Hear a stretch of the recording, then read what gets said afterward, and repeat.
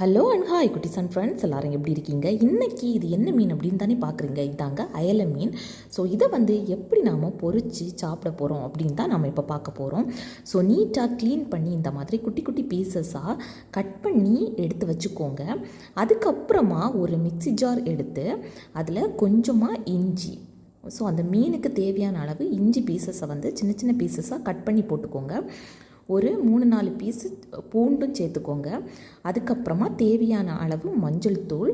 அதுக்கப்புறமா நான் இதில் என்ன ஆட் பண்ணிக்கிட்டேன் அப்படின்னா கறி லீவ்ஸ் ஆட் பண்ணிக்கிட்டேன். நீட்டாக க்ளீன் பண்ணி எடுத்து ஆட் பண்ணிக்கோங்க. ஏன்னா அதில் சின்ன சின்ன பூச்சிகளெல்லாம் இருக்கும் கறிவேப்பிலையில். அதுக்கப்புறமா தேவையான அளவு உப்பு சேர்த்துக்கோங்க. அந்த மீன் நம்ம எவ்வளவு எடுத்துருக்குறோமோ அதுக்கு தேவையான ருசிக்கு தேவையான அளவு உப்பை ஆட் பண்ணிக்கிட்டேன்.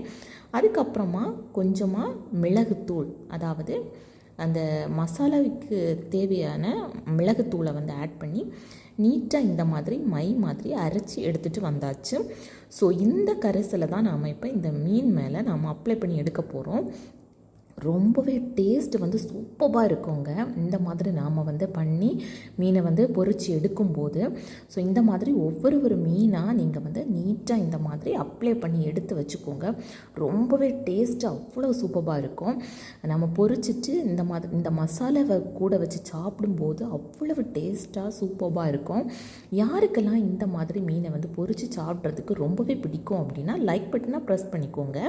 ஸோ அதுக்கப்புறமா என்ன பண்ணிக்கலாம் அப்படின்னா ஸ்டவ்வை ஆன் பண்ணி ஒரு பேன் ஹீட் பண்ணி அதுக்கப்புறமா கொஞ்சமாக ஆயில் விட்டு இந்த பீசஸை போட்டு நாம் பொரித்து எடுத்து சாப்பிட போகிறோம். ஸோ அவ்வளவு டேஸ்ட்டாக இருக்குங்க. எனக்கு பொரிச்ச மீனுன்னா அவ்வளவு இஷ்டம். ஸோ உங்களுக்கு பொரிச்ச மீன் பிடிக்கும் அப்படின்னா கமெண்டில் சொல்லுங்கள். இது வரைக்கும் நம்ம சேனலை சப்ஸ்கிரைப் பண்ணாமல் பார்த்துக்கிட்டு இருந்தீங்க அப்படின்னா நம்ம channel Chris 2021 leave to the வேயை சப்ஸ்கிரைப் பண்ணிக்கோங்க. பக்கத்தில் இருக்கிற பெல் ஐக்கானையும் கிளிக் பண்ணிக்கோங்க. அப்போ தான் நான் போடுற வீடியோஸ் எல்லாமே உங்களுக்கு நோட்டிஃபிகேஷனில் வரும்.